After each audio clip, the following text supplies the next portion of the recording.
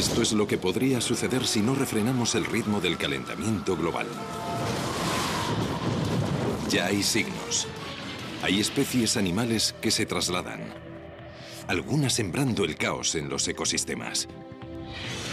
La ascensión del nivel de los mares amenaza a millones de vidas humanas. Pero está teniendo lugar una revolución científica para combatir el cambio climático. La tecnología avanza deprisa. ¿Pero será más rápida que un mundo que se calienta?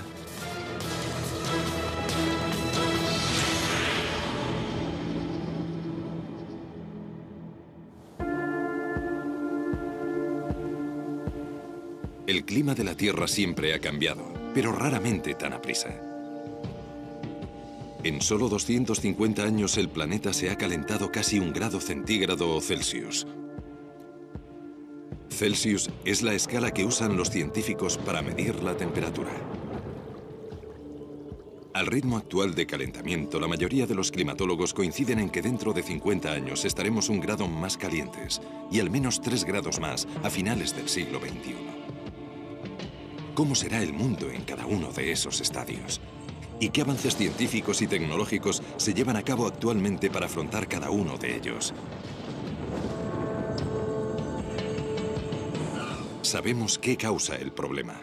Los gases de efecto invernadero como el metano y el dióxido de carbono que actúan como una manta que rodea el planeta, atrapando el calor. Y los gases de efecto invernadero aumentan más rápidamente que nunca.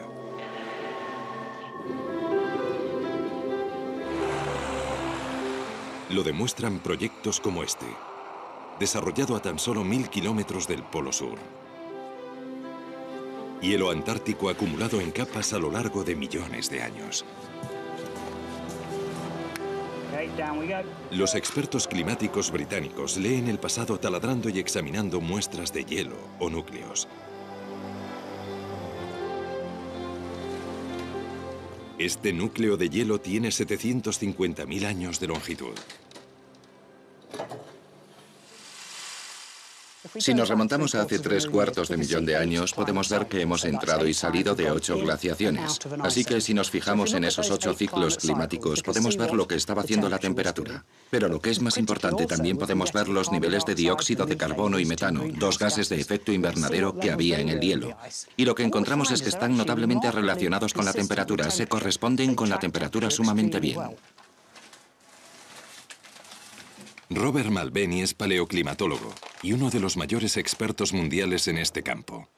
Está examinando un núcleo de hielo más corto o más joven. Atrapado en el interior, aire del siglo XVIII, anterior a la revolución industrial. Lo que voy a hacer es quitarme los guantes para calentarlo, porque en cuanto lo caliente podrán ver las burbujas de aire en el hielo. Alrededor del 10% del volumen del núcleo de hielo es aire. Lo oigo crujir ahora que las pequeñas burbujas que estaban sometidas a la presión de encontrarse a gran profundidad en el hielo estallan al derretirse el hielo que las rodea.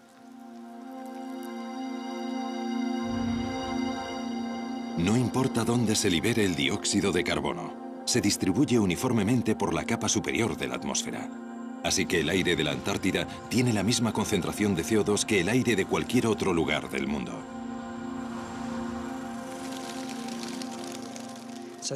Así que este es aire preindustrial y lo que esperamos ver es qué nivel de dióxido de carbono había en el aire antes de que el hombre empezara a usar grandes cantidades de combustibles fósiles y a verter dióxido de carbono en la atmósfera. Aguarden a que se estabilice el instrumento.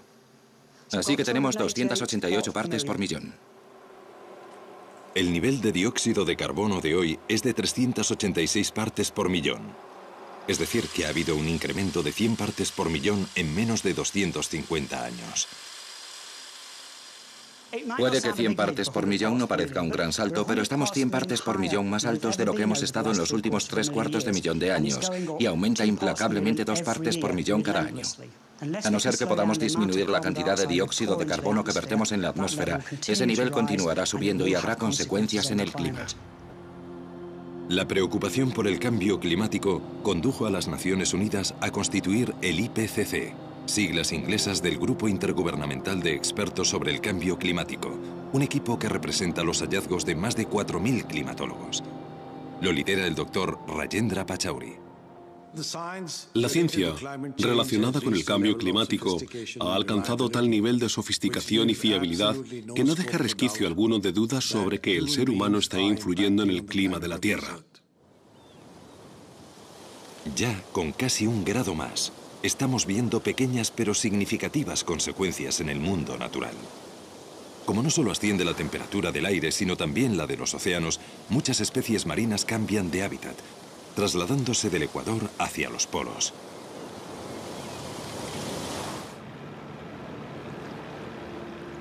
Tierney Teese, una bióloga marina que trabaja en el acuario de la Bahía de Monterrey, estudia este fenómeno. La investigación de Tierney se ha centrado en uno de los peces más extraños del mar. El pez luna, o mola mola, es el pez óseo más pesado del océano y puede superar los 4 metros de longitud.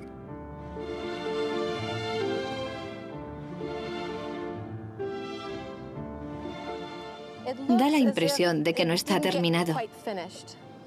Hay gente que cree que le han arrancado la cola. ¿Cómo vas a diseñar un pez de alta mar sin cola? Los peces luna eran una rareza en las aguas frías de lugares como el norte de California, el sur de Inglaterra e incluso Alaska, pero ahora se ven con más frecuencia. Para averiguar cuánto se ha ampliado su hábitat, Tierney ha marcado peces luna a fin de registrar sus movimientos.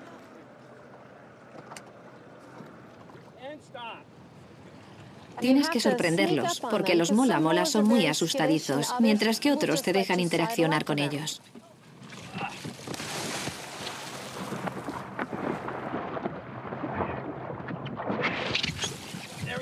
El secreto es colocarles la etiqueta en una zona del mola mola en la que sabemos que no se la arrancará, y es justo bajo la aleta dorsal.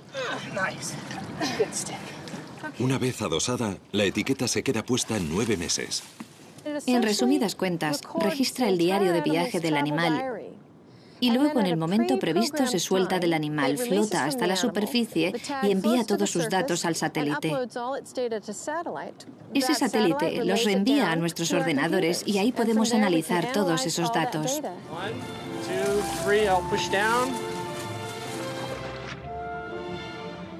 El estudio de Tierney está en su fase inicial, pero ya está empezando a verse una imagen clara del nuevo hábitat del pez luna. Y lo que es evidente es que aun con el más leve aumento de la temperatura, el mola mola emprende el camino. El cambio climático es mucho más que... el océano está un poco más caliente, porque al añadir esa cantidad de calor, 1 grado, estás modificando todo tipo de cosas. Puedes cambiar los niveles de oxígeno, puedes cambiar los niveles de nutrientes, puedes cambiar los patrones de circulación. El cambio climático trastoca un montón de cosas simultáneamente. A causa del calentamiento global, las líneas de temperatura media se están alejando del Ecuador a una velocidad de unos 64 kilómetros por década. Si esa velocidad continúa o aumenta, provocará la extinción de muchas especies, ya que no pueden soportar ese ritmo de cambio. Y a su vez, dado que unas especies dependen de otras, existe el peligro de una destrucción del ecosistema. Y la destrucción de un ecosistema es precisamente lo que está sucediendo en los pinares de la Columbia Británica. Los árboles están siendo devorados por un escarabajo al que en tiempos mantenían a raya las temperaturas invernales. Un aumento de menos de 1 grado ha permitido la proliferación del escarabajo del pino de montaña, que está diezmando la floresta.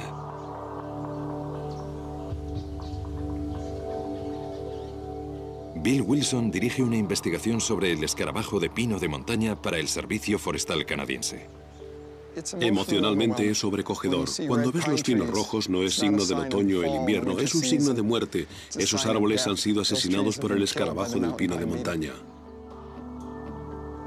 Este escarabajo es el responsable de la mayor plaga de insectos de la historia norteamericana. En los últimos 10 años, el escarabajo del pino de montaña ha destruido unos 13,5 millones de hectáreas de bosque. una superficie del tamaño de Grecia.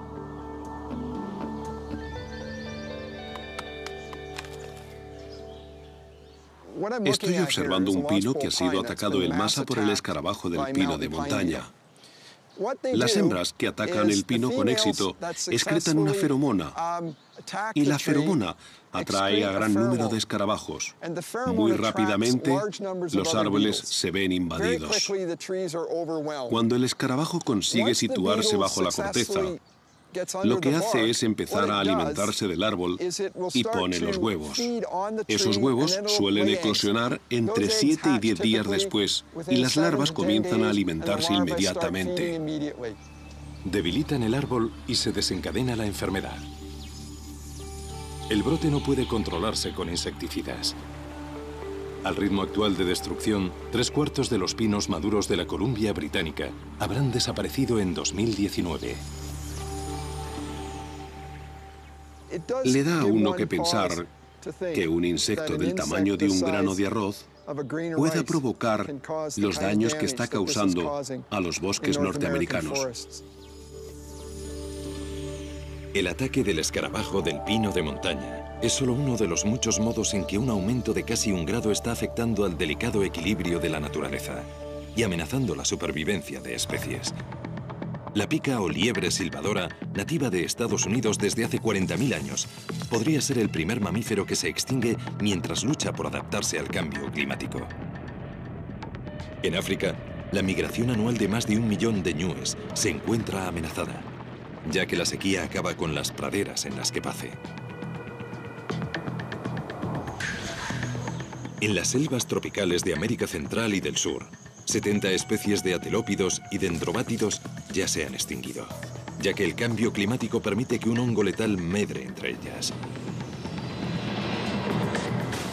En todo el mundo, los arrecifes coralinos, hogar del 25% de la vida marina, están muriendo a medida que los océanos se calientan, absorbiendo más dióxido de carbono y volviéndose cada vez más ácidos.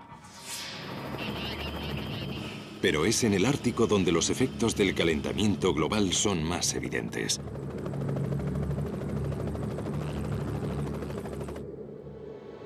Este es el Paso del Noroeste, una gélida superficie de mar helado frente a la costa del norte de Alaska.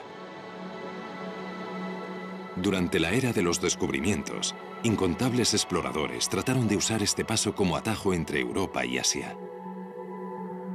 Fracasaron. El hielo era demasiado sólido. Pero en 2007 acaeció algo extraordinario. El océano Ártico se resquebrajó y se derritió a un paso sin precedentes. Había un 23% menos de hielo que en cualquier año del que hubiera registros.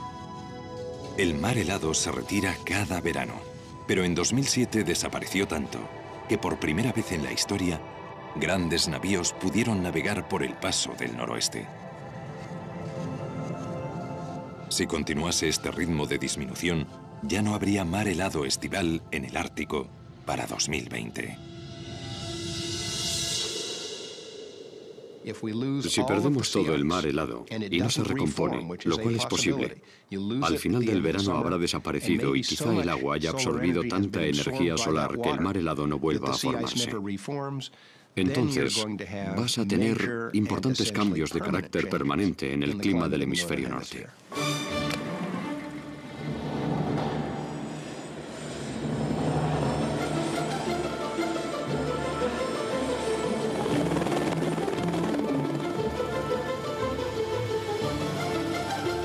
Durante 28 años, el biólogo de prospección geológica de Estados Unidos, Steve Amstrup, ha pasado los inviernos en el Ártico de Alaska recopilando gran cantidad de datos.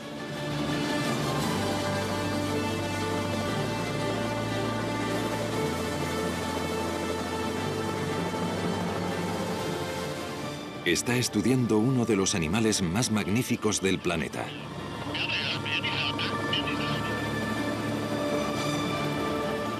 El oso polar, o blanco, es el mayor carnívoro terrestre.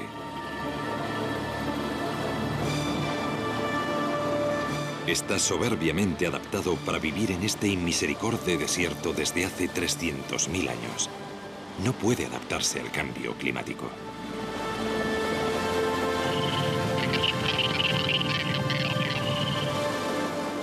Cuando un oso ya tiene un número en el lomo, Steve sabe que ha sido marcado y estudiado.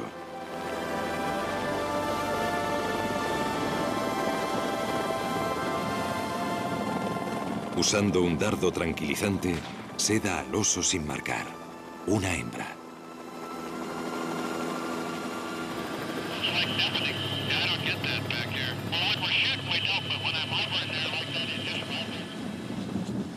Lo que intentamos hacer es comprobar el bienestar de la población y prever el futuro para ver si es posible el bienestar venidero de esta población. Steve y su equipo disponen de 1 hora para hacer una serie de pruebas para evaluar el tamaño, el peso y la salud de la hembra antes de que se pase el efecto del sedante. Bueno, esto es solo para conseguir diversas medidas y esta es la circunferencia total. O sea que parece que son 120,3. La investigación ha revelado que muchos osos polares se están quedando desnutridos.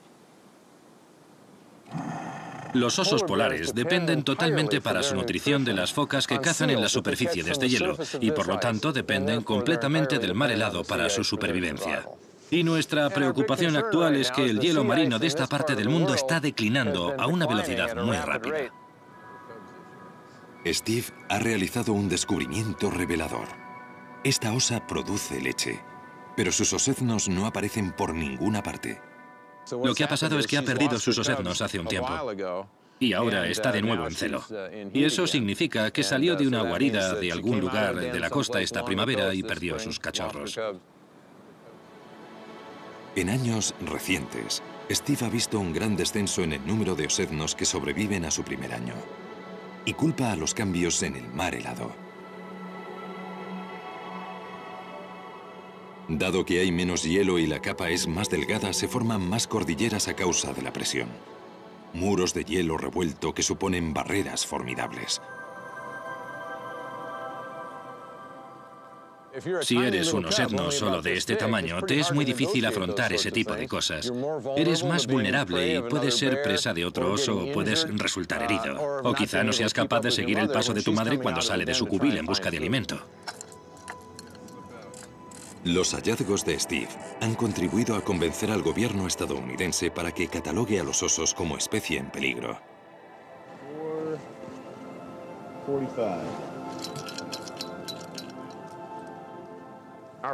Nuestras previsiones apuntan a que los osos polares podrían desaparecer de la región donde nos encontramos en los próximos 50 años.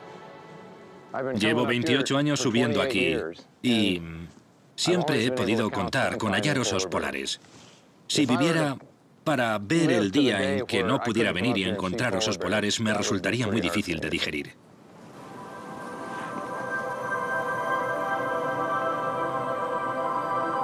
A pesar de su aspecto, cuando despierte completamente, la osa se recuperará totalmente.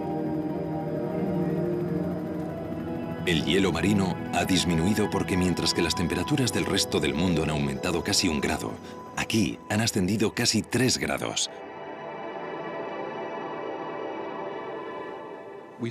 Vemos una reacción mayor, más calentamiento en el Ártico, ya que la realimentación está amplificando los factores.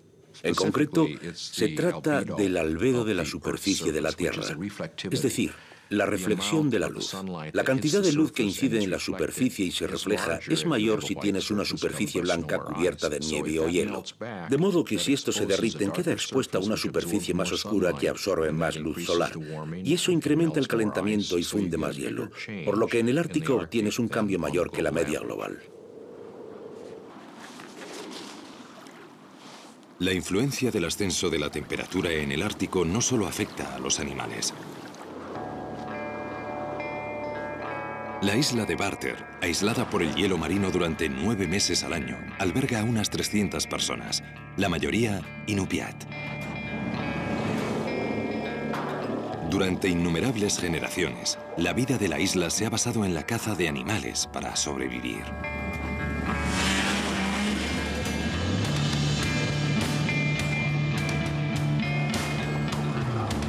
Robert Thompson es un cazador inupiat de la isla.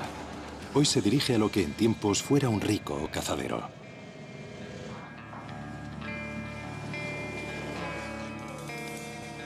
Estamos perdiendo algunos de nuestros mamíferos. Vamos a perder los búfalos árticos. Seguramente se extingan en esta zona en el transcurso de mi vida. El oso polar va a desaparecer. La población de caribú va a disminuir y también algunas aves. Sin nuestros animales nosotros desapareceremos, nuestro pueblo estará perdido. Nuestra cultura se basa en los animales. Podríamos importar diversos tipos de alimentos y seguir viviendo aquí, pero las cosas que hacemos, las que nos definen, se perderán. La mayoría de los climatólogos cree que a mediados de este siglo habitaremos un mundo 2 grados más caluroso. El único modo de evitarlo es disminuir las emisiones y cambiar la forma de producir energía.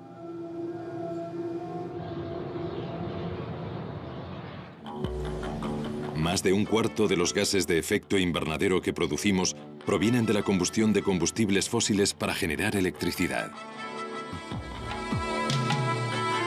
El carbón, el petróleo y el gas natural surten casi todos los aspectos de nuestra vida y mostramos pocos signos de reducir su consumo. Llegaremos a un calentamiento global de al menos 2 grados centígrados si continuamos, aunque solo sea durante unos pocos años más, al ritmo de crecimiento actual, ya que las economías en expansión del mundo en vías de desarrollo crecen muy velozmente y sus emisiones de CO2 aumentan muy rápido. El mayor crecimiento se ha producido en China. Hace poco que ha superado a Estados Unidos como mayor emisor de gases de efecto invernadero. China construye 2 grandes centrales eléctricas alimentadas con carbón cada mes. El carbón alimenta buena parte del desarrollo económico mundial y produce la asombrosa cifra del 41% de la electricidad de todo el mundo. Pero ahora existe una extraordinaria tecnología que nos permite usar carbón sin verter dióxido de carbono en la atmósfera. Y ya se está usando. Esta central eléctrica de 1.600 millones de euros, situada en Beulah, Dakota del Norte, provee de energía a 500.000 de hogares. Su fuente energética es el carbón de la región y su tecnología pionera se llama captura y almacenamiento de carbono, o CAC. La CAC es un proceso en 2 fases. En la primera se captura el dióxido de carbono donde se produce. Dentro de esta tubería hay CO2 puro. Antes del año 2000, en lugar de pasarlo por esta tubería, lo expulsábamos al aire por ese conducto de ahí. Floyd Robb trabaja en la central eléctrica. A toda bebida carbonatada se le inyecta CO2. Y esta botella ha estado expuesta al sol, así que está caliente. Y cuando la agitas, aumenta la presión. Cuando libero esa presión, el CO2 se vaporiza. El proceso que usamos aquí en la planta de gasificación es similar, solo que nosotros usamos metanol helado. El metanol es un compuesto químico que a alrededor de 70 grados centígrados bajo cero es muy eficaz en la absorción de dióxido de carbono. Pero cuando el metanol se calienta y despresuriza como una botella de refresco, libera el CO2. Entonces se captura y se comprime. Pero esta es solo la primera fase de la CAC. El auténtico reto es dónde almacenar las enormes cantidades de dióxido de carbono que capturen las centrales como esta.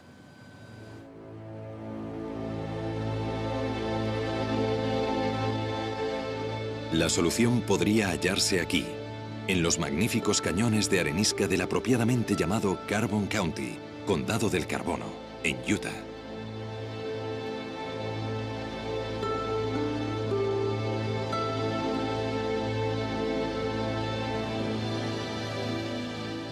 Brian McPherson, un geofísico de la Universidad de Utah, dirige un proyecto de investigación del gobierno estadounidense dotado de 70 millones de euros y dirigido a encontrar un modo de almacenar dióxido de carbono con seguridad. La solución más prometedora, inyectarlo en arenisca. La arenisca es un medio de almacenamiento estupendo, ya que, aunque parece sólida, en realidad es muy porosa.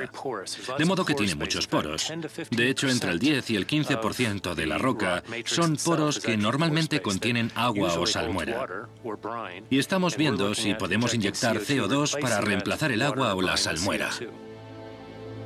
El equipo de Brian planea inyectar 1 millón de toneladas de CO2, la producción anual de una pequeña central eléctrica en formaciones rocosas a varios kilómetros de profundidad.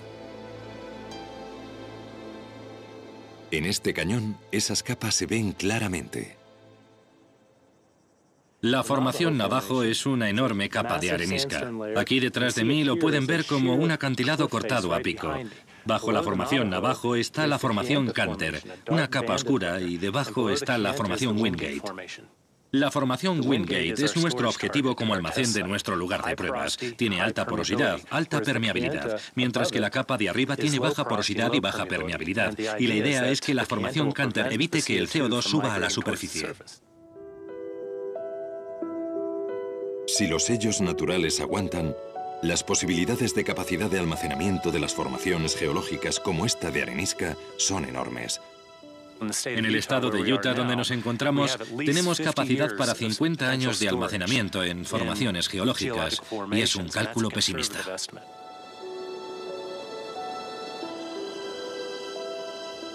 La CAC podría ofrecer los máximos beneficios con unas alteraciones mínimas. El mérito de la CAC es que nos permite usar la mayor fuente de energía fósil que tenemos. Hay tantos países que ya están usando carbón que debemos hallar un modo de usar el carbón evitando las emisiones dañinas. Así que tenemos que intentarlo, y quizá eso nos dé tiempo para desarrollar energías más limpias a largo plazo. Pero hay otro obstáculo. Al coste actual, la CAC podría añadir hasta un 60% a la factura de la electricidad. Y los estudios del gobierno no finalizarán hasta dentro de 10 años. Solo después de 2020 se considerará la adopción a gran escala de la CAC, y para entonces ya podría ser muy tarde. Si no detenemos el incremento de las emisiones globales para 2015, la mayoría de los expertos coinciden en que el calentamiento del planeta en 2 grados es inevitable. Y eso podría desestabilizar aún más nuestro clima.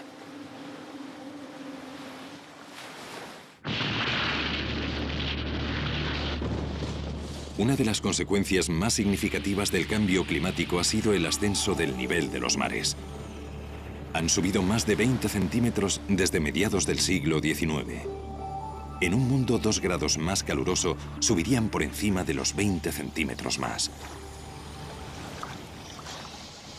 El agua, como muchas otras sustancias, se expande cuando se calienta. Y el hecho de que la capa superficial de los océanos esté más caliente significa que es más grande que antes, y lo único que puede hacer el agua es subir, de modo que por esa razón sube el nivel del mar. La otra razón por la que aumenta el nivel del mar es que si derrites el hielo que había en tierra, el agua fluye hacia el océano. El calentamiento y la expansión de los océanos tendrá otra consecuencia. El clima extremado y destructor se volverá mucho más común. 2008 trajo devastadores huracanes como Gustav y Ike. Se estima que más de 100.000 personas murieron en Myanmar, la antigua Birmania, a consecuencia del ciclón Nargis. Nadie puede relacionar estos sucesos directamente con el cambio climático, pero muchos científicos creen que las temperaturas más altas ya contribuyen a acrecentar la intensidad de las tormentas. El calor latente alimenta las tormentas eléctricas, tornados, tormentas tropicales, huracanes.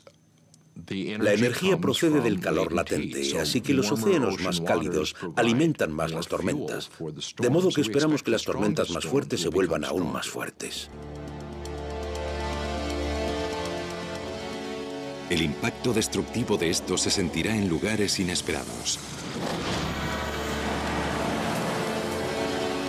Nueva York, 8 millones de habitantes.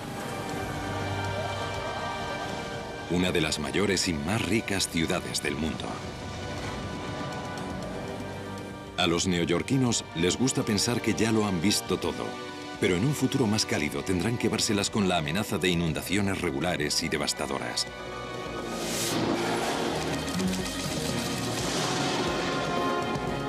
No es que Nueva York sea inmediatamente vulnerable al aumento del nivel del mar. Los mares tendrían que subir más de 6 metros para sumergir Manhattan. Pero en un mundo 2 grados más caluroso, es mucho más posible que Nueva York padezca inundaciones debido a las marejadas ciclónicas. Por eso es una ciudad vulnerable a los huracanes.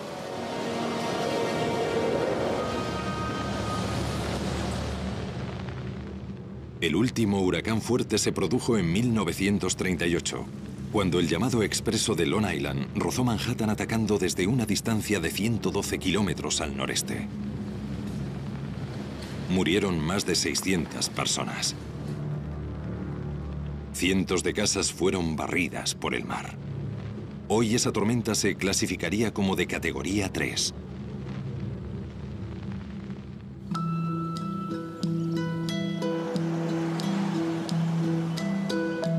Hay muchos huracanes más tempranos en la historia de Nueva York. Jeff Donnelly es paleotempestólogo, un científico que estudia las tormentas antiguas. Como los climatólogos de la Antártida, lo hace escarbando en la historia y tomando muestras de núcleos.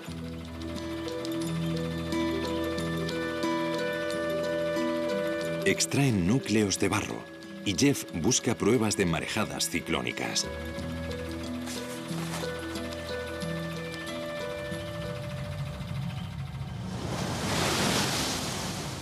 La marejada ciclónica es como un tsunami promovido por los fuertes vientos y las sumamente bajas presiones del ojo del huracán. Suele ser el elemento más destructor del ataque de un huracán.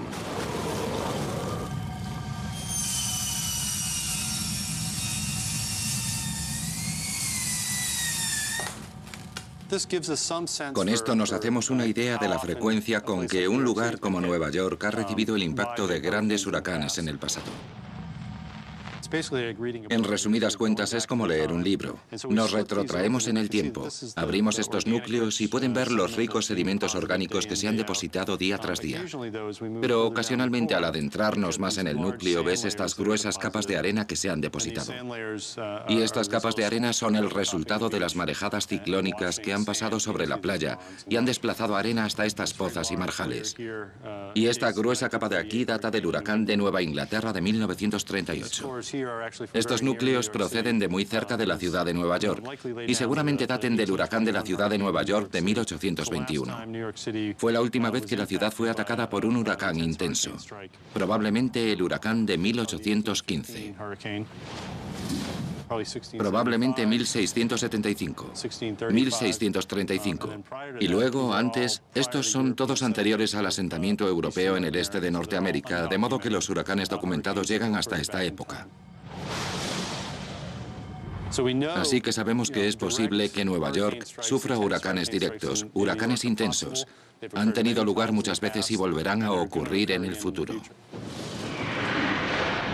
Previamente, en cualquier año dado, había una posibilidad entre 100 de que llegara una devastadora marejada ciclónica de 3 metros. Pero en un planeta 2 grados más caliente, esas posibilidades variarán.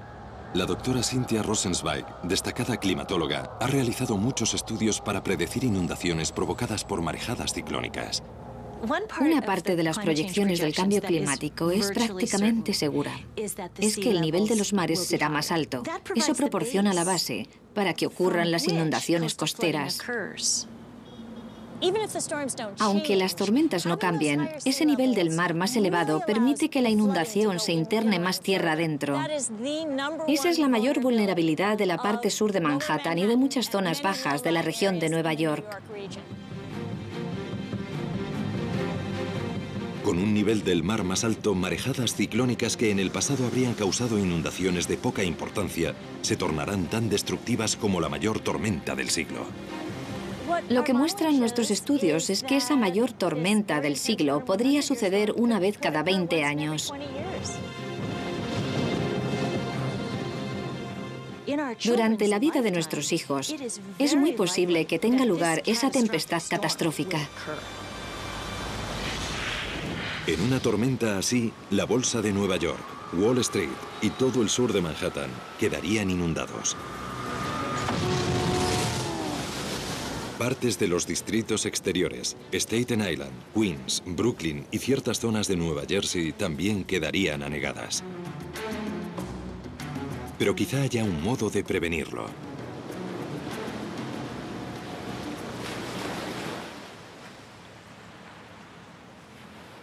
Douglas Hill es un ingeniero que ha estado pensando en cómo proteger Nueva York. Él y sus colegas del grupo de investigación sobre las marejadas ciclónicas, Stony Brook, tienen un plan. Todas estas aguas del interior de la ciudad podrían protegerse si se colocasen 3 barreras contra marejadas ciclónicas en los brazos de agua que rodean Nueva York. Uno aquí en el estrecho donde se encuentra el puente Verrazzano, otro en la parte norte del East River, donde se encuentra con el estrecho de Long Island, y otro al otro lado de Staten Island. Y los 3 encerrarían esta zona y la protegerían de una inundación debida a una marejada ciclónica procedente del océano del estrecho de Long Island. En todo el mundo ya se han construido barreras similares. En Londres, la barrera del Támesis, que cubre una anchura inferior a la del estrecho de Verrazzano, lleva operativa desde 1982. A juzgar por lo que costó construir la barrera del Támesis, cada una de estas costaría entre 1,3 y 1,5 millones de euros y las 3 ascenderían a 4 millones de euros. Los planos para este tipo de protección apenas si están en el tablero de dibujo. Aunque se construyeran, las barreras tan solo protegerían la mitad del área metropolitana de Nueva York. Pero la ciudad está empezando a ver cómo prepararse para el cambio climático. En otras regiones de Estados Unidos y en zonas de todo el mundo, las soluciones pueden no ser tan sencillas. Luisiana, Texas, Carolina del Norte. Vastas extensiones de humedales costeros que quedarían sumergidos si se cumplen las previsiones de ascenso del nivel del mar. Miami se vería gravemente amenazada. Extensas partes de los Everglades de Florida y su ecosistema único podrían perderse para siempre. Algunos países ya viven con los efectos del aumento del nivel del mar. La isla de Tuvalu en el Pacífico Sur ya experimenta inundaciones regulares. Un pequeño ascenso del nivel del mar bastaría para borrar esta nación del mapa. La antigua ciudad egipcia de Alejandría corre peligro, ya que los acantilados que se desmoronan ofrecen poca resistencia al ascendiente Mediterráneo. El agua marina ya se está introduciendo en el fértil delta del Nilo, arruinando las cosechas de trigo y dátiles de las que depende la gente. Bangladesh sufre regularmente graves inundaciones y la erosión fluvial, y se prevé que quedará devastado por el cambio climático en menos de 40 años. Es posible que 35 millones de habitantes de Bangladesh se conviertan en refugiados climáticos. La hambruna, la enfermedad y la inestabilidad política se adueñarían del país. La gente más pobre del mundo es la que más va a sufrir. Va a afrontar muchos peligros, como las inundaciones costeras, las marejadas ciclónicas y los ciclones, todos los cuales tendrían efectos muy dañinos. Aunque el mundo en vías de desarrollo será el más gravemente afectado, el cambio climático tendrá influencia sobre todos nosotros. Es un mito que la gente de los países industrializados tiene tanta tecnología y tanto dinero que se adaptará. Somos vulnerables. Piensen en el huracán Katrina, en el que el país más rico y más capacitado tecnológicamente, a consecuencia de la llegada del huracán Katrina a Nueva Orleans, sufrió un colapso completo de la sociedad civil que no fuimos capaces de restaurar en semanas, sino en meses. Aunque diésemos con el modo de erigir barreras contra toda el agua en ascensión, hay un cambio climático que ninguna barrera podría resistir: la sequía y el incesante avance de los desiertos. Creo que un mundo a 2 grados centígrados más o a 3,5 grados Fahrenheit más sobre la temperatura de hace un siglo, evidentemente será un mundo mucho más cálido. Un mundo más húmedo en muchas partes, pero más seco en otras. Es un mundo en el que los grandes incendios muy bien podrían ser un problema incontrolable en regiones del mundo que ya han sido propensas a padecer incendios.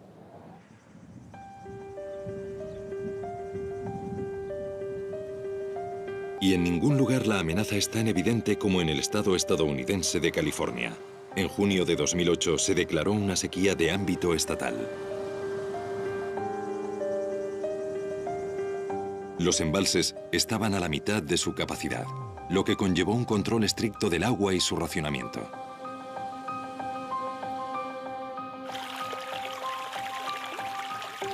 Buena parte del agua californiana proviene de la nieve y el hielo de Sierra Nevada.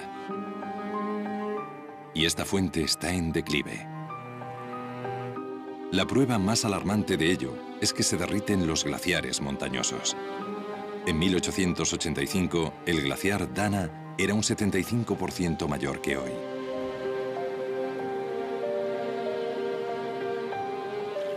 El climatólogo Anthony Westerling del campus de Merced de la Universidad de California ha observado los cambios.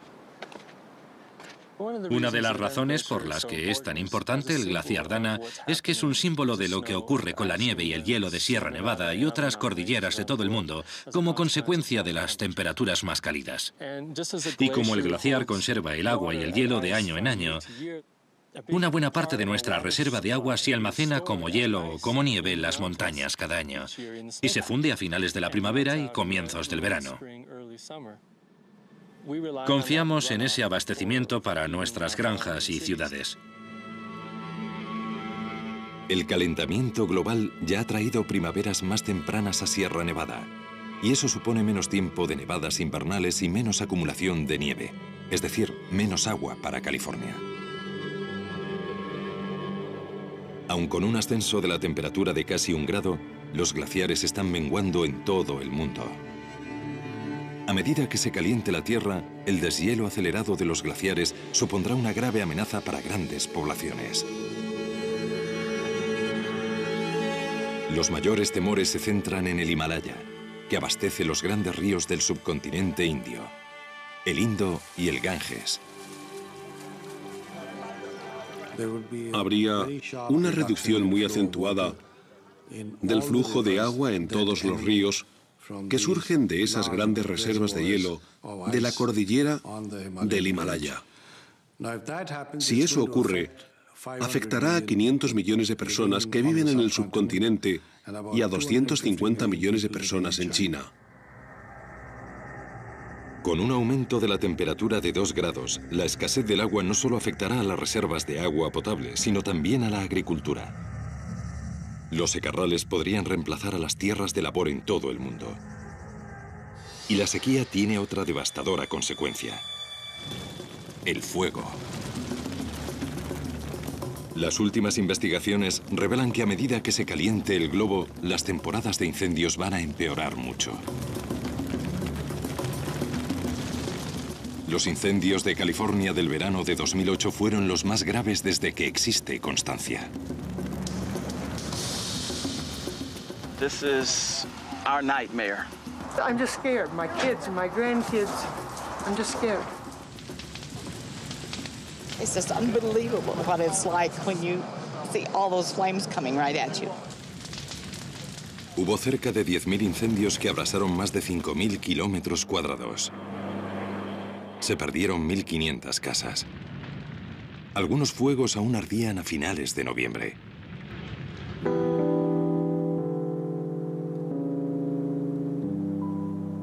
Un incendio se declaró aquí, en las estribaciones de Sierra Nevada. Pero lo que pasó en 2008 no fue un episodio aislado. Las investigaciones de Anthony Westerling han revelado una tendencia alarmante. Ha habido un tremendo y espectacular incremento de la duración de la temporada de incendios en el oeste de Estados Unidos, superando con mucho los 2 meses de duración. No será solo Estados Unidos el que sufra incendios más frecuentes e intensos. Será un problema importante para lugares como Australia, Rusia, Suráfrica y las zonas de Europa que sean más proclives a la sequía y las olas de calor. En un mundo 2 grados más caluroso, el Sáhara avanzaría hacia el norte. Esto está asociado con la extensión de algo llamado Cellular Hadley, que es el fenómeno en que el aire asciende en el ecuador, donde el calentamiento producido por el sol es más fuerte, y se mueve hacia afuera y desciende sobre regiones como el desierto del Sáhara. Al descender reseca el aire y acabas teniendo un desierto. Con el calentamiento global, esta célula se vuelve más gruesa y tiende a descender más al norte en el hemisferio norte, es decir, en resumidas cuentas, la región mediterránea. Cada año, millones de turistas se dirigen a las playas mediterráneas. Sin embargo, esto cesará cuando las temperaturas sigan aumentando. Lugares que hoy son tentadoramente cálidos se volverán secos, yermos e insoportablemente calurosos. Las economías locales se resentirán por el descenso del turismo. Para otras regiones, el aumento de la temperatura y la desertificación se convertirán en una cuestión de vida o muerte. Un incremento de 2 grados puede conllevar escasez de agua en varias partes del mundo. Para 2020, solo en África, habrá entre 75 y 250 millones de personas afectadas por la falta de agua a resultas del cambio climático. Si queremos evitar los efectos de un mundo 2 grados más caluroso, los esfuerzos individuales por reducir las emisiones ahorrando energía en casa y en el trabajo tendrán que ser algo que tengamos interiorizado.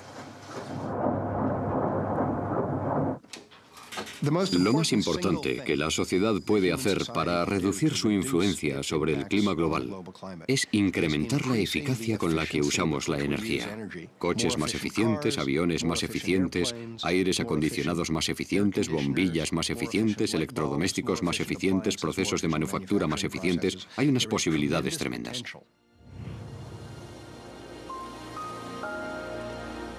En los Emiratos Árabes Unidos se ha empezado a trabajar en un proyecto para llevar la eficacia energética al próximo nivel. La ecociudad de Masdar. Estará completada para 2016 y será una visión del futuro. 50.000 personas vivirán y trabajarán aquí. La ciudad funcionará gracias a tecnologías limpias, de modo que no emitirá CO2. No habrá coches en Masdar. Sus residentes se desplazarán en módulos sin conductor. Quizá parezca ciencia ficción, pero todas las tecnologías previstas ya se han desarrollado. Masdar las aunará y nos dará una primera visión de cómo podríamos vivir en el futuro. Nuestra tecnología limpia futurista ya se está usando en Shanghái, China. Este tren no tiene motor, es decir, que en principio no emite gases de efecto invernadero.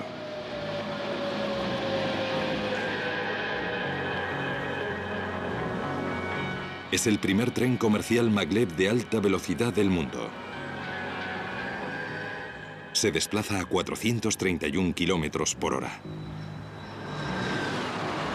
Así que el viaje de 30 kilómetros del aeropuerto de Shanghái a la ciudad dura menos de 8 minutos. Maglev es el acrónimo inglés de levitación magnética. Este tren flota literalmente en el aire.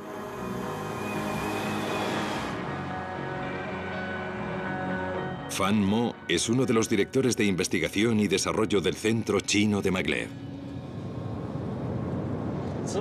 Los imanes situados bajo el tren lo suspenden en el aire. La gravedad trata de tirar de él hacia abajo. Juntas, estas fuerzas mantienen el tren en levitación. En cuanto despega del suelo, otro campo magnético en la vía impulsa el tren hacia adelante y lo frena. El tren ha reducido la fricción, es decir, que tiene una eficacia mayor y viaja más rápido.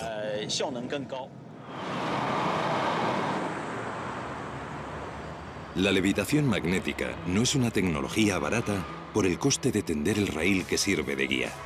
Los antiguos rieles tendrían que sustituirse, pero los beneficios serían enormes. La fuente de gases de efecto invernadero que más crece es el transporte aéreo. Los maglevs podrían ofrecer una alternativa a los vuelos que cubren distancias cortas, lo que transformaría completamente los viajes por Europa, Asia y Norteamérica.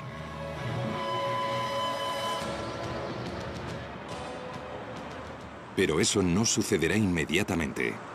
El maglev de Shanghái es rápido y eficaz, pero no elimina completamente las emisiones. Eso es porque la fuerza magnética que impulsa el tren se alimenta con energía eléctrica, y aquí en Shanghái la electricidad se genera sobre todo con carbón.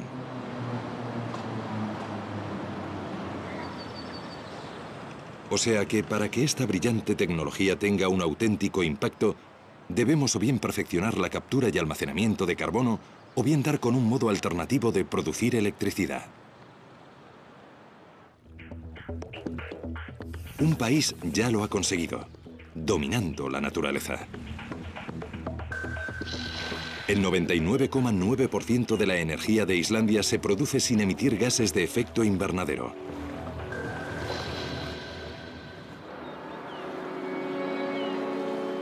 Islandia tiene suerte, ya que se encuentra justo sobre una caldera geológica. En el balneario de la Laguna Azul, cercana a la capital Reykjavik, la gente se baña en las mismas aguas geotermales que se usan para generar su electricidad. Tradicionalmente, este balneario se surtía de las aguas residuales de la central geotérmica de Svartsengi, que no produce gases de efecto invernadero. Aquí, el agua supercaliente de las profundidades emerge en forma de vapor, lo que impulsa las turbinas generadoras de electricidad. La energía geotérmica está disponible en lugares como Islandia, donde hay mucha actividad volcánica. Han dejado de depender de las energías fósiles para obtener electricidad. Pero no para los coches. En Islandia hay más coches por persona que en casi cualquier país del mundo. Pero su uso pionero de una nueva tecnología quizá deje obsoletos los coches tradicionales.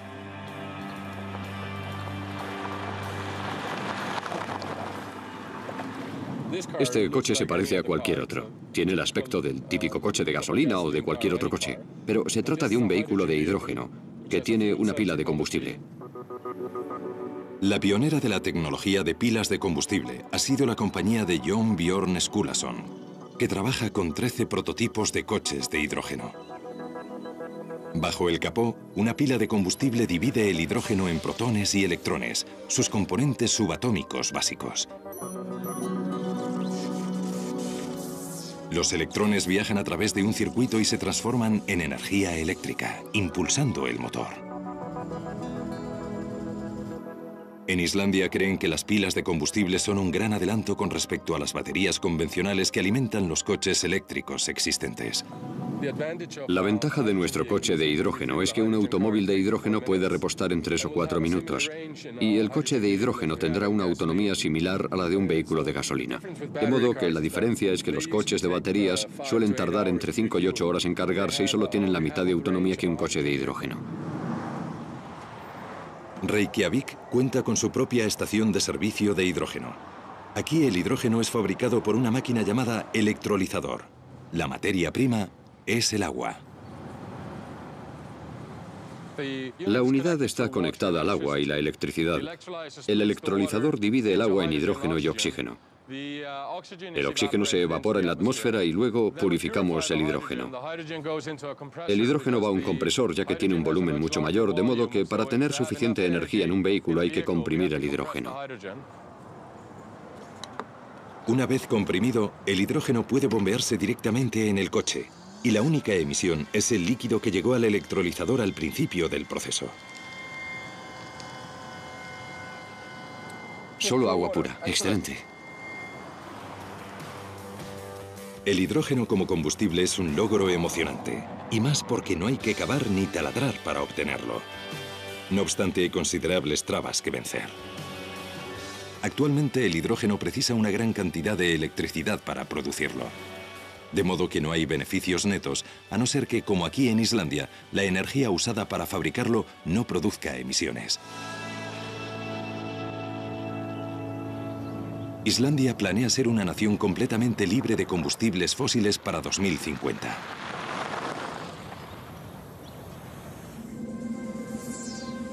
Pero para otros países que no se encuentran sobre un inagotable surtidor de energía renovable, hay otra fuente disponible que puede dominarse: el sol.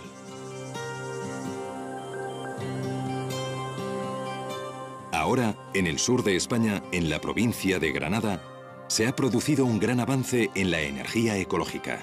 Una central solar que funciona aunque el sol no brille. Cuando esté finalizada, Andasol cubrirá 2 kilómetros cuadrados y abastecerá de energía a 50.000 viviendas. Es un gran paso adelante, ya que una central de carbón con una producción similar emitiría 180.000 toneladas de dióxido de carbono anuales.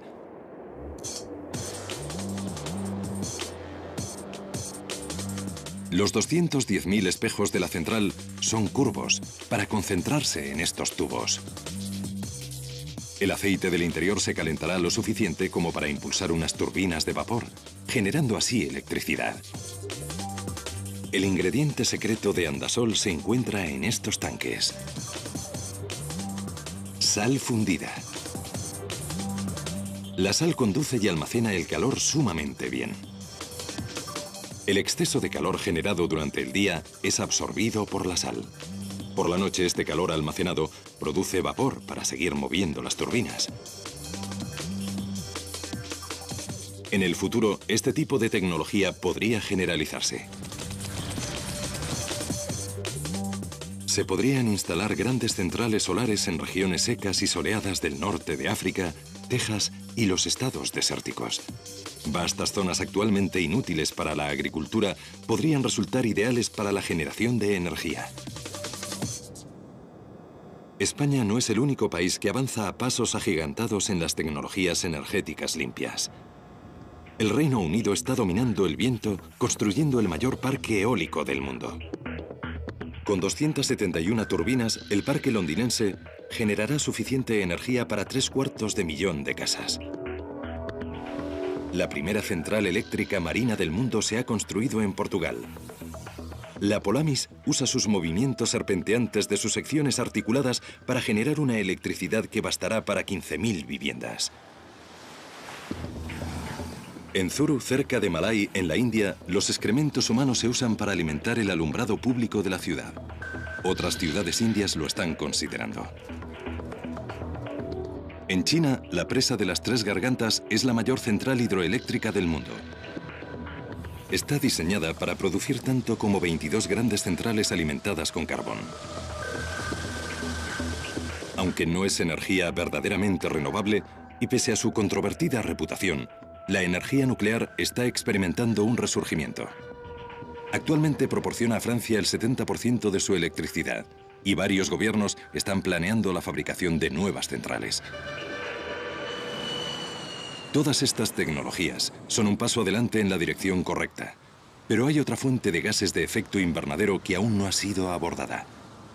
Una fuente que produce aún más que el sector del transporte: el ganado.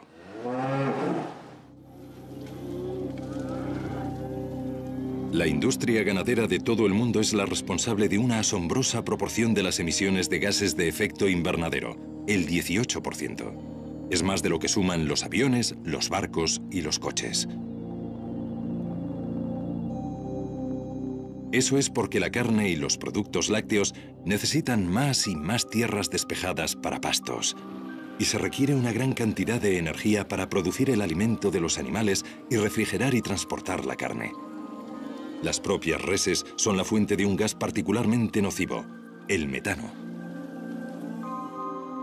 Una vaca madura lactante emite 14 litros de metano al día. Como gas de efecto invernadero, el metano tiene más de 10 veces el efecto de atrapar energía que el dióxido de carbono, o sea que es crucial reducir su emisión. En una cámara estanca especial, Christopher Reynolds de la Universidad Británica de Reading estudia las emisiones animales con detalle científico. El metano que se produce es un producto de la fermentación del alimento de las vacas debido a los microorganismos, unos microbios que producen metano y que se encuentran en su estómago. Y esos microbios ayudan a digerir el alimento que la vaca consume, pero uno de los subproductos es el metano.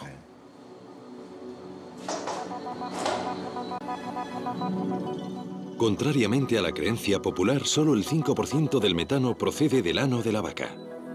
El otro 95% sale por su boca y su nariz. Detener esta fuente de gas de efecto invernadero supondría un gran logro.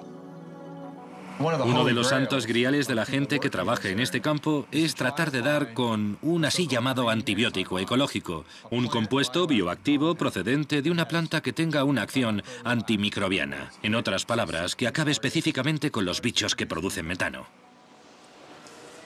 Un tratamiento inhibidor del metano solo es una solución parcial. Una forma mucho mejor de reducir el metano sería que todo el mundo dejase de consumir carne. Y como eso es difícil que ocurra, se están desarrollando otros modos de reducir las emisiones del ganado.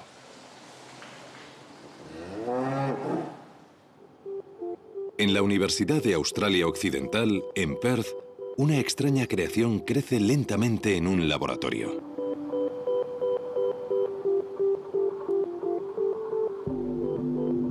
Oron Katz trabaja en el Departamento de Ciencias Biológicas. Está fabricando la primera carne artificial del mundo. Cuando cultivamos esas células solemos llamarlas, hemos acuñado el término semivivas, ya que no están completamente vivas. No son un animal, sino que son una parte viva de un animal sustentada en un medio artificial. Esta carne artificial se ha cultivado a partir de células musculares de un cordero, pero podrían haber sido células de cualquier animal. Fueron cultivadas en una solución nutritiva hecha de plasma sanguíneo derivado del ganado. Los cultivos de células musculares crecen en un bioreactor de microgravedad que rota constantemente para que la carne crezca en 3 dimensiones. Sin este movimiento, la carne sería plana, con una anchura de solo unas células. Actualmente, Oron busca formas de dar a la carne más textura, a fin de imitar la auténtica. En estos momentos se está llevando a cabo una investigación para tratar de hallar maneras de ejercitar esas células musculares, de modo que se alineen y tengan una textura similar al músculo. Y hay 2 modos de hacerlo. Uno es estimular eléctricamente esas células y el segundo es tratar de ejercitarlas físicamente, intentando construir pequeñas máquinas para hacer ejercicio, pequeños gimnasios para que esas células crezcan y se conviertan en algo más parecido a los músculos. Oron ha llevado su singular trozo de carne al Reino Unido a uno de los mejores chefs del mundo.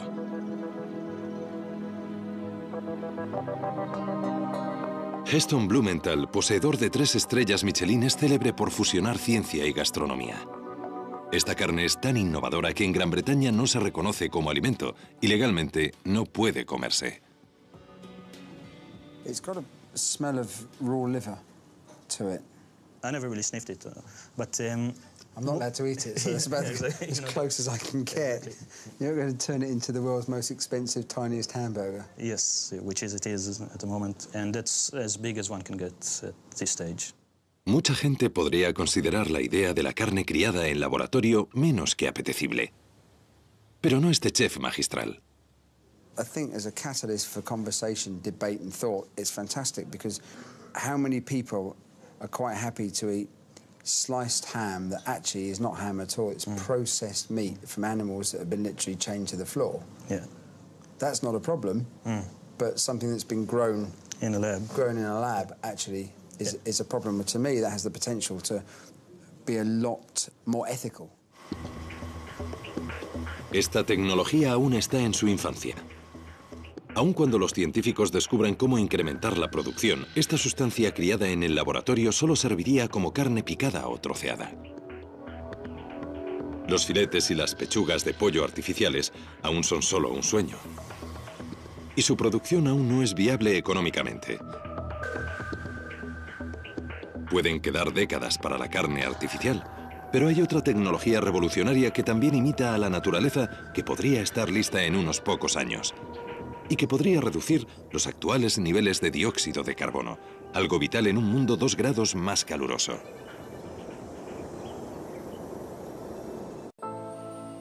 Es una idea inspirada por los bosques del mundo.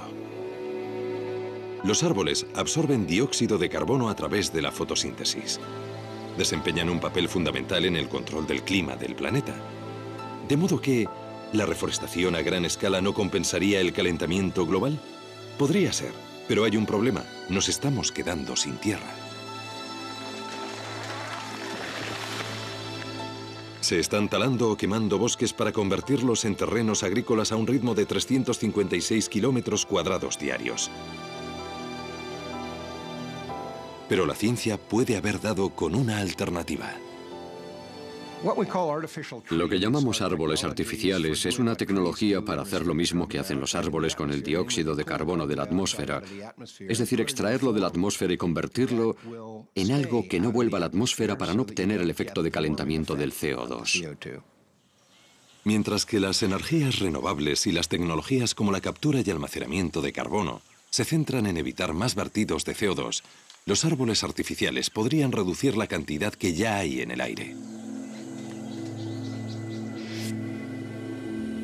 Dos hombres podrían haber realizado un avance en esta búsqueda científica. El físico teórico Klaus Lackner y el ingeniero Alan Wright. Se conocieron aquí, en Biosfera 2, en Arizona. Biosfera 2 era el mayor ecosistema artificial estanco que se construía, el lugar perfecto para estudiar cómo los cambios en el dióxido de carbono afectarían al planeta.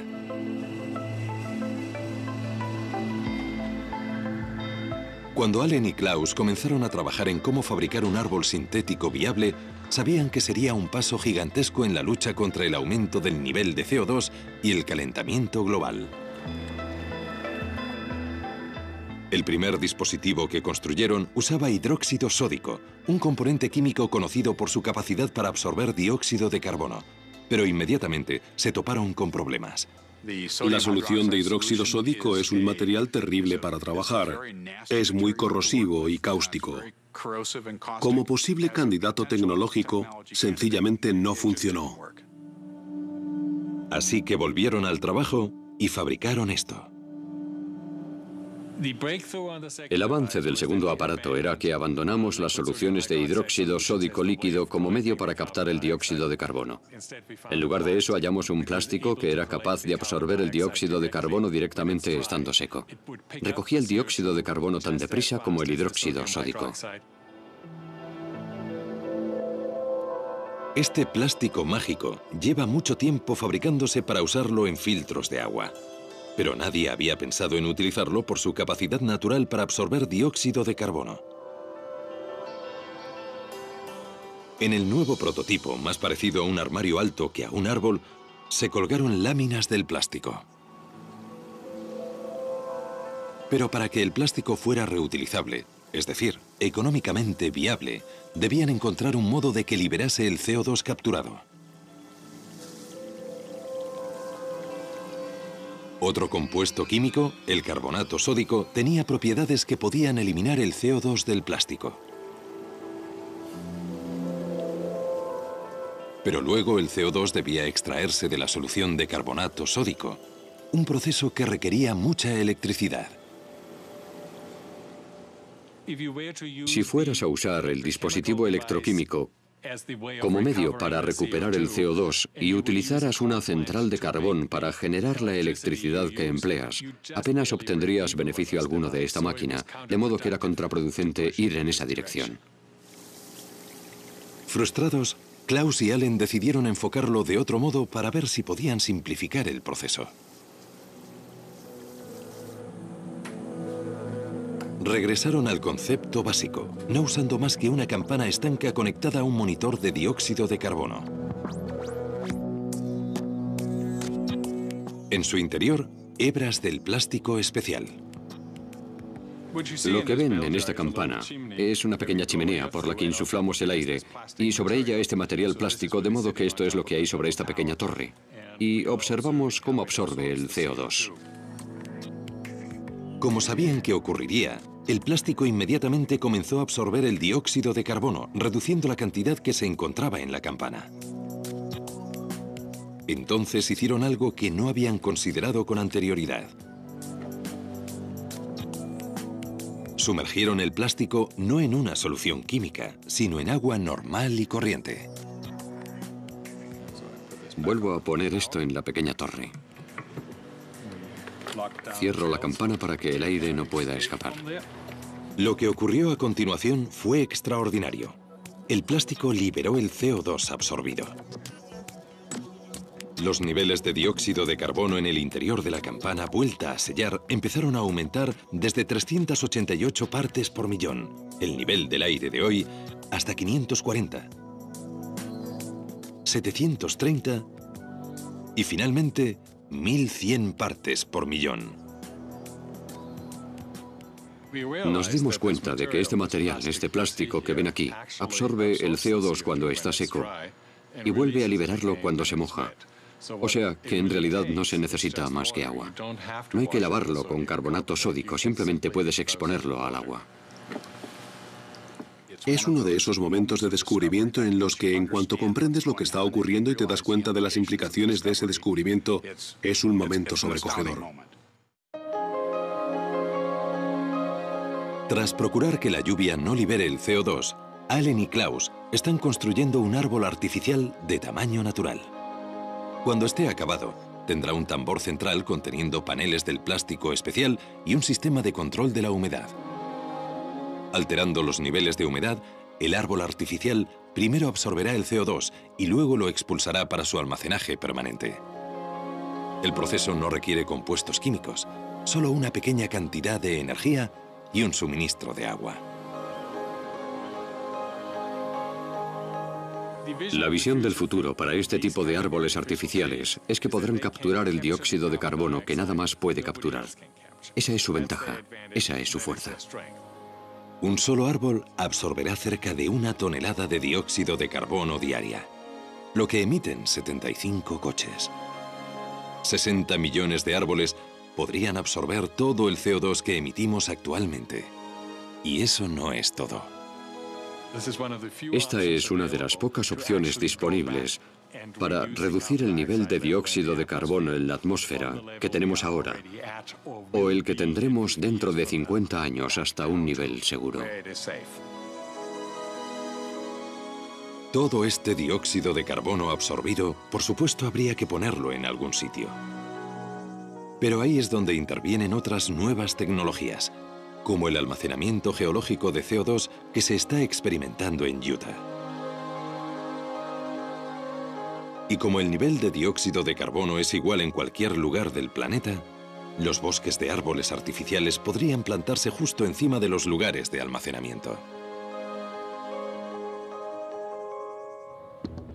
Logros científicos como los árboles artificiales y los avances en energías renovables podrían ayudar a detener el cambio climático causado por el hombre, e incluso revertirlo.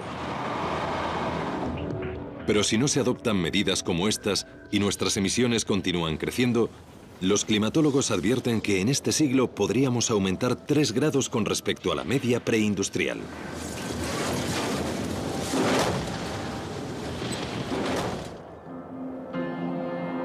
Con este nivel de calentamiento, el planeta podría pasar por una serie de momentos clave. Cambios tan significativos que el clima podría llegar a descontrolarse. 3 grados centígrados de calentamiento global podrían significar que habláramos de un planeta diferente. Es un planeta que no existe desde hace millones de años. No había humanos en el planeta cuando estaba 3 grados más caliente. No solo el nivel del mar sería distinto, sino que las zonas climáticas cambiarían. Sería un planeta muy diferente. La última vez que el planeta se calentó tanto fue hace 55 millones de años. Entonces la temperatura aumentó 6 grados. Pero se calentó a un ritmo mucho más lento que el actual. Los efectos fueron catastróficos y entre ellos se contaron extinciones masivas en los océanos. El planeta tardó 100.000 años en recuperarse. Una subida de 3 grados es una perspectiva de pesadilla para todos. El profesor Peter Cox pertenece al Centro Hadley del Reino Unido uno de los grupos de predicción del clima más punteros del mundo.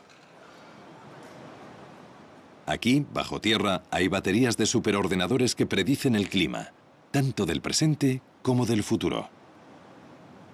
Al superar los 3 grados, forzamos más de lo habitual el sistema climático, pero no hay indicaciones del registro climático pasado. Y por lo que sabemos sobre el sistema climático puede variar muy repentinamente. Un sistema climático que cambiase repentinamente, haciéndose 3 grados más caluroso, llevaría lluvias a regiones cercanas al Ecuador, como la selva amazónica. Al calentar el sistema obtienes un patrón de temperaturas oceánicas en los trópicos que en resumidas cuentas atrae la lluvia de la Amazonia. Amplía la estación seca y lo que parece ocurrir en la Amazonia es que cuando la estación seca dura más de 4 meses el fuego se enseñorea de ella, de modo que el bosque tropical húmedo se transforma en sabana. Cuando el fuego se adueña de una jungla, crea unas condiciones que hacen inevitables los incendios recurrentes. Se produce un efecto cascada. En la selva amazónica se acumula el equivalente a al menos 10 años de emisiones de CO2, buena parte del cual volvería a liberarse en el aire. Los vaticinadores del clima han identificado una vasta franja de la Amazonia oriental que es propensa a sufrir descomunales incendios.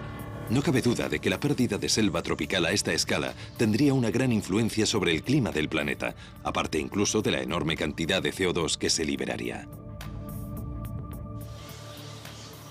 La pérdida de la Amazonia obviamente sería una catástrofe absoluta para la gente que vive en ella y acabaría con uno de los ecosistemas más diversos de la Tierra, pero también tendría unas consecuencias no solo regionales sino globales. Y eso es porque el Amazonas es parte del motor que impulsa la circulación atmosférica por los trópicos. Los patrones climáticos globales podrían verse radicalmente